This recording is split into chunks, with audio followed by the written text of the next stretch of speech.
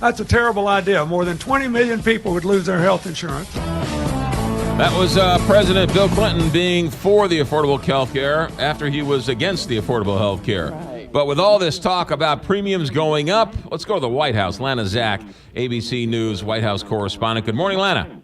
Good morning, McGraw and Kelly. Yeah, the average increase for somebody on Obamacare is going to see a maybe sticker shock, 25% increase in their premiums on average for a mid-level plan. The White House, of course, says, don't worry about that. There's going to be subsidies and tax credits that will help offset those increases, so your bottom line won't really change that much. But still, it's a hard sell for the White House as they're not only campaigning for Hillary Clinton, but also as they're campaigning to try and get more young, healthy people enrolled in advance of the November 1st open enrollment period. Yeah, this is because it's now open enrollment period, so the rates are set, and that's why it's such a news story 2 weeks before the election. Do we know why the rates are going up so much? Sure. Well, there are about three different contributing factors to that. One is that insurance companies say that there aren't enough young, healthy people in these exchanges, and that means that they don't have as broad of a pool, and that means that their health care costs have to increase. The second thing is that a lot of these insurers entered into this at a discounted rate, hoping to increase competition and get more people and a greater share of the pie, but they are not offering those discounts anymore. And then the third reason is that healthcare costs universally continue to rise. And that's true of somebody who's in Obamacare or just a member of the general public and receives their insurance, as most Americans do, through their employer. Lana, also the other problem is that a lot of insurance companies, they say, are leaving these exchanges, so there's really only one option for some people out there. That's right. In 5 different states, there's only going to be one option. The White House says, and Hillary Clinton also says, that part of what they need to do then is create a public option that people in those states and those areas will have greater choices, and that they also believe that that will help with the competition to bring the prices down.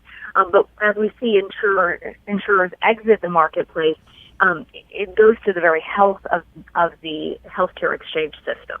Yeah. How many people have signed up for the Obamacare option since it began? Well, they're anticipating 13 million this year will be a member of the Obamacare exchanges, and the possibility is that it could go as high as 18 to 20 million. But again, with these negative headlines, it's probably going to be at the lower end of the estimate. Right, but I mean, some people, this is the only place they can go to buy health insurance no matter what, so they have no other option. Right. Yeah, that's exactly right, and that's one of the big campaign issues that we've heard out there on the campaign trail. Bill Clinton yesterday worked really hard on that, as we heard from the clip that you played.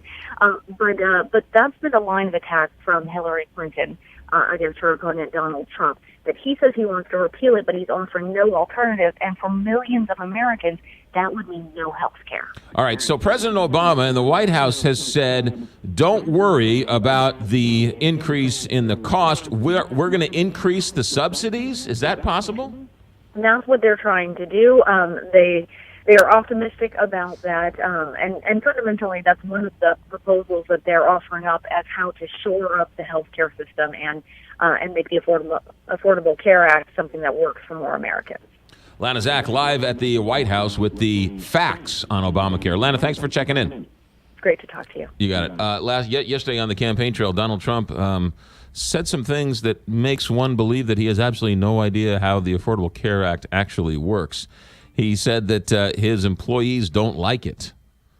Well, his employees have normal health insurance through the company.